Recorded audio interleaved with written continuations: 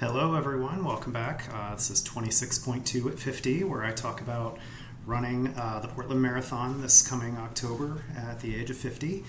It is June 21st, and I just got back from a 5-mile race pace training run this morning.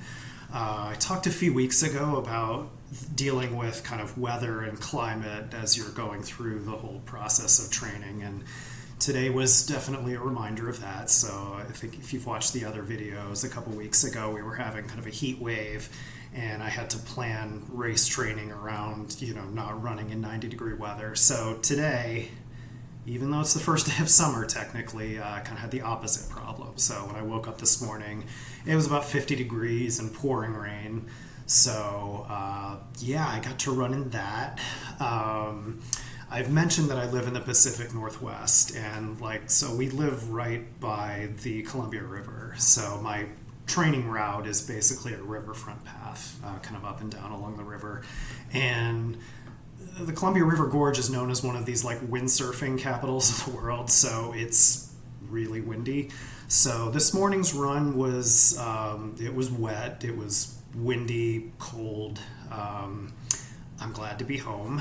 I had thought during the week about maybe taking my phone with me and kind of doing a live video for this channel just to kind of give you all a flavor of what my training is like. But with the weather, I kind of figured that would be just a miserable experience trying to shoot a selfie video. So I'll probably do that some other time this summer, but yeah, today it just wasn't going to happen. So hopefully the weather is better tomorrow. I'm running 6 miles, kind of slow pace, long run tomorrow. So that's a Sunday run. Hopefully it will be drier. And then next week is week 4 of my training plan. And that's the week when the distances will start to ramp up. So tomorrow's run, it's only 6 miles, just kind of not much in the context of a marathon training program. But next Sunday, a week from tomorrow, the long run will be 11 miles. So starting to stretch it out, so that's good. Otherwise, as far as the kind of training and advice portion of today's video, I thought I'd talk a little bit about equipment. So one of the nice things about running as a hobby is that, relative to some other hobbies, it's not that expensive to get into. It's not like golf or road biking where you got to spend a lot of money on gear. I mean, if you're just gonna run, shoes you're pretty much good. But like a lot of hobbies, if you're gonna get more serious about it, so if you're gonna get more serious about your running and start setting up for races, you're gonna start spending more money on equipment. So I thought I'd just get into that a little bit and talk about what I do, what I use, and the reality of that. So I guess something I've mentioned on another video, I'll mention it now. I'm just a guy with a YouTube channel for fun. I'm not an affiliate for anybody. I'm not sponsored by anybody. So I'm going to talk about some specific brands that I use, but I don't make any money from that or anything. This is just what I use. So first bit of equipment, obviously, is your shoes. So I'm talking about doing this race stuff at 50, so kind of some general life advice from someone who's a little bit older. Do not skimp on footwear just in your life. Your knees and your hips and your low back will thank you for not going cheap on footwear. And no exception for running races is you should definitely get good shoes and not really try to save money in that specific area. So do your research on what is a quality shoe. If it's an option, you can consider going into an actual running store, and someone there can kind of help you with picking out a shoe, so they can have you watch you run, watch your stride and see if okay, are you good with a neutral shoe, or do you need something for under pronation or over pronation, which means when you run, do your feet kind of go like this, or do they go out like that? So you might want a different shoe if that's the case. But someone who works in a running store knows what to look for in your stride, can help you with that. And do some research if you have any specific kind of injury concerns or just things you want to be mindful of. So for me, back in 2017, I developed plantar fasciitis in my right foot. So the plantar fascia are these layers of tendons on the bottom of each of your feet. They basically connect like your toes to your heels.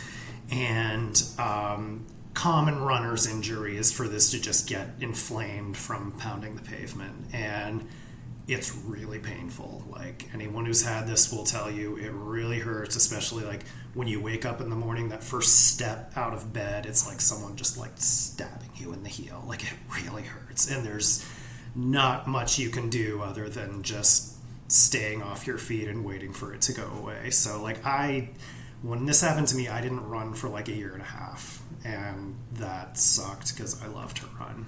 But when it finally went away, I got serious about like, okay, what shoes are there out there that are best for kind of preventing this type of injury?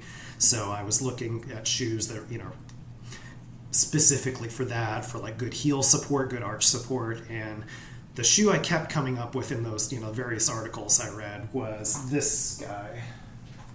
So this is the Asics Gel Nimbus. These are actually brand new shoes. They're dirty because of the weather I was running in. But the Asics Gel Nimbus. So this is what I've been running on for years now. And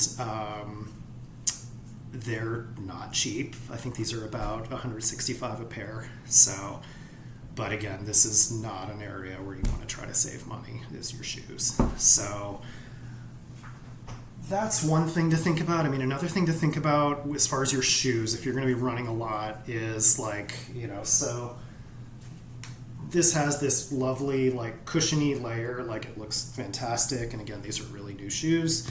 But when you're out there kind of pounding the pavement, a few times a week, like, you do kind of crush that cushiony layer down, and like after several months, like the shoes just will not protect your feet the way they did when they were new. So, if you're just running, like not race training, but you're running like a decent number of miles each week, like running a few times a week, you might want to think about like replacing these like every 6 months or so, something like that. I'm actually, because I'm marathon training, I'm actually going to go more frequent than that. So the pair I just showed you, like those, they're new. I started running in those at the beginning of this month, and I'm actually planning on kind of retiring those to walking shoes in early September. Because I'm going to be running a ton of miles this summer. They are going to get kind of pushed down. And, so I've got another pair that I'll basically start running in about 3 weeks before the marathon, so that like they'll be broken in and ready for the race, but also like they'll still be new and cushiony for when I really need it. So yeah, that's something to think about as far as shoes. Something else, I guess I'll bring this up. So I ran a half marathon on May 31st, and like my feet, like for a couple of days, my feet really hurt. They were just sore. They're fine now.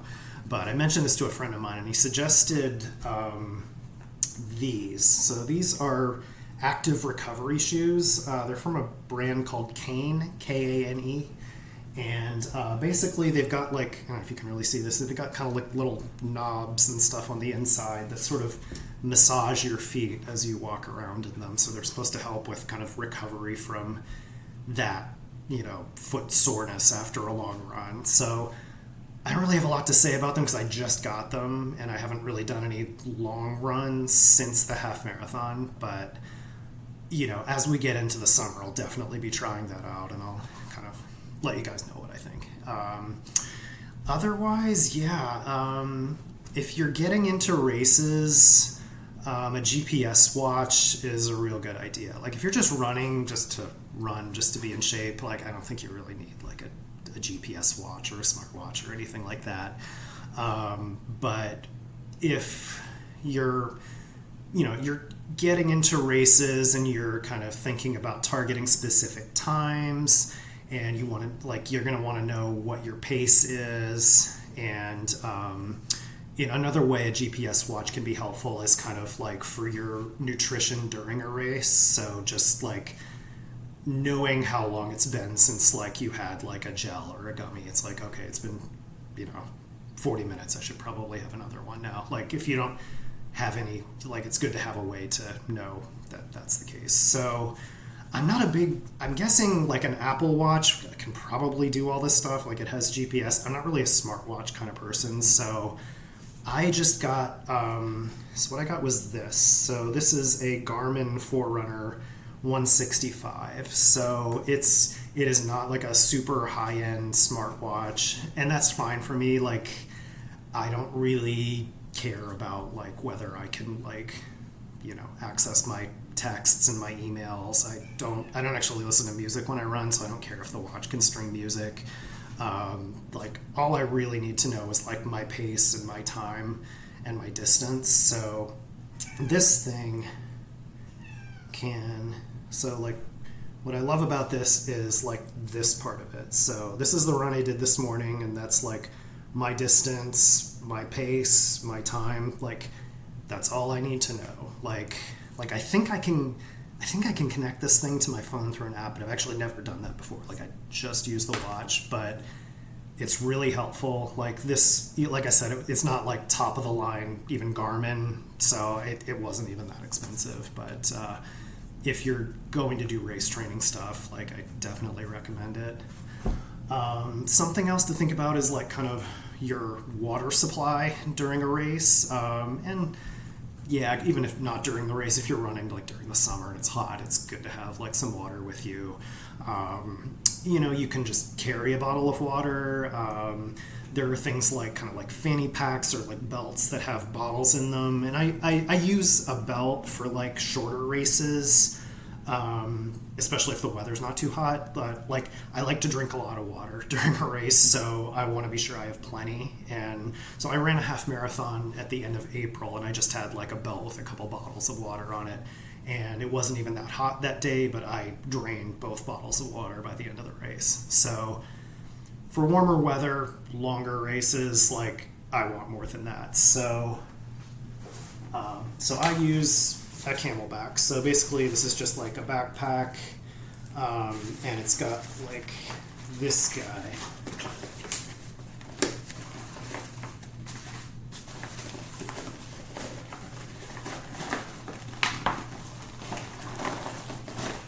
Okay, so big reservoir of water. So this is plenty of water for a long race, and basically that's going to be pretty vital for you if you drink anywhere near as much water as I do when you're running. The positive of like having water bottles as opposed to the Camelback is that they're really easy to clean. So if you're putting like sports drink in there, or you're like mixing up a carb powder or something in there, it's easier to clean out bottles, but you can do that in a Camelback. It's just kind of a pain. Like when you're done, like you'll want to like soak it in hot water with some baking soda, and then like really like rinse it carefully just to make sure you're not like leaving anything in there where like bacteria can, fester. So otherwise clothing, that's kind of up to you. I mean, I definitely recommend like, more like the dry fit type of clothing. And you can get all this stuff at like, Dick's Sporting Goods or whatever. It's not like really fancy, but just, stuff that'll breathe, not too, especially, generally want to have fewer layers unless it's like really, really cold. If you sign up for races, like races almost always will like give you a free shirt, which is like a dry fit shirt, which I wear them all the time when I'm training and in the races. Like, so here's an example. Like this is like a shirt from like a race I ran a few years ago. So it's a nice dry fit shirt.